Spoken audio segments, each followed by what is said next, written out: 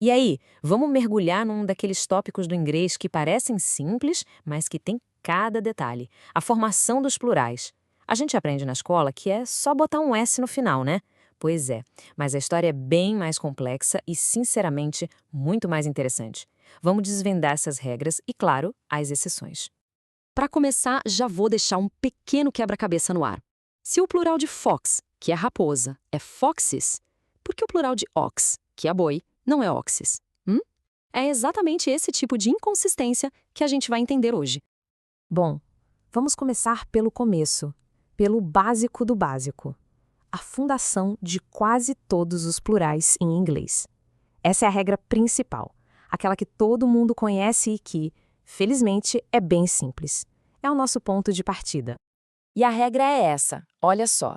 Para a grande maioria das palavras, basta colocar um S no final. De book para books, de apple para apples. É isso, é o nosso porto seguro.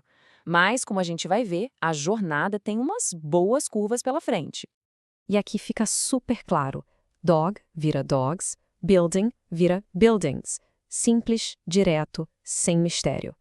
Se tudo fosse assim, essa nossa análise terminava aqui. Mas, claro, não é bem o caso. Certo. Agora as coisas começam a ficar um pouco mais específicas. A próxima regra não é tanto sobre a letra em si, mas sobre o som que ela faz no final da palavra. Vamos ver como um simples som de assobio pode mudar tudo. Então, o X da questão aqui é o som.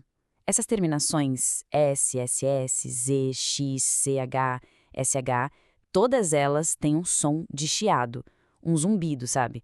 Se a gente tentasse adicionar som S, ficaria quase impossível de pronunciar. O E extra entra ali como uma ponte, para ajudar o som a fluir.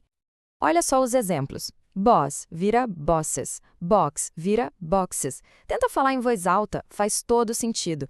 A regra existe para facilitar a pronúncia, não para complicar a nossa vida.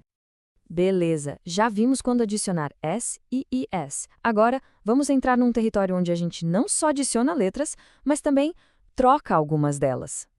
Essa é uma regra clássica. O pulo do gato aqui é a letra que vem antes do Y. Se for uma consoante, a mágica acontece.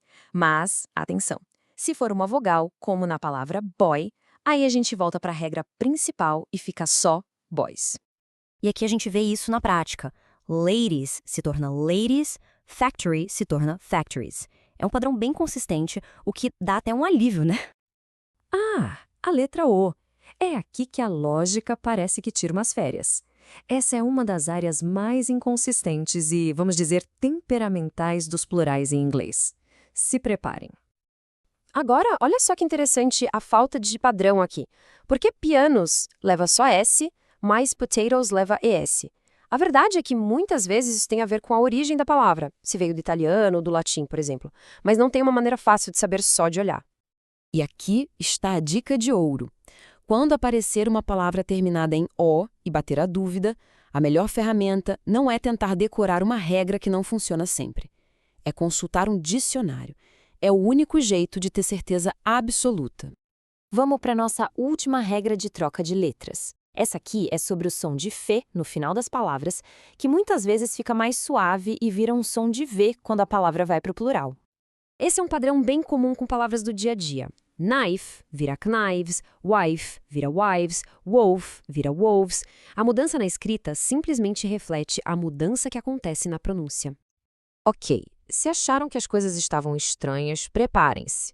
Agora a gente entra na terra dos plurais, onde as regras foram totalmente abandonadas. São como relíquias de uma história linguística antiga, sabe? Muitas vêm do inglês arcaico ou de línguas germânicas e sobreviveram até hoje. Child vira children. Mouse vira mice. Foot, feet.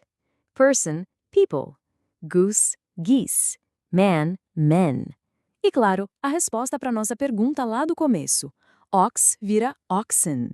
Essas palavras não seguem nenhuma lógica moderna. São como fósseis da língua que a gente precisa memorizar. E para deixar tudo ainda mais surpreendente, temos as palavras que simplesmente não mudam. Um deer, dois deers. O singular e o plural são idênticos. O inglês adora uma exceção à exceção.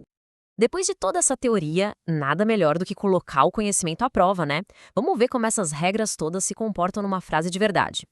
O desafio é o seguinte: The clumsy person hurt my foot. Essa frase tem 2 substantivos irregulares que a gente acabou de ver. Como ela ficaria no plural? Pensa aí. E a resposta correta é The clumsy people hurt my feet. Person se torna people e foot se torna feet. Aqui a gente vê como essas exceções são super importantes para a fluidez da língua. E a gente termina com essa reflexão: os plurais são só a pontinha do iceberg.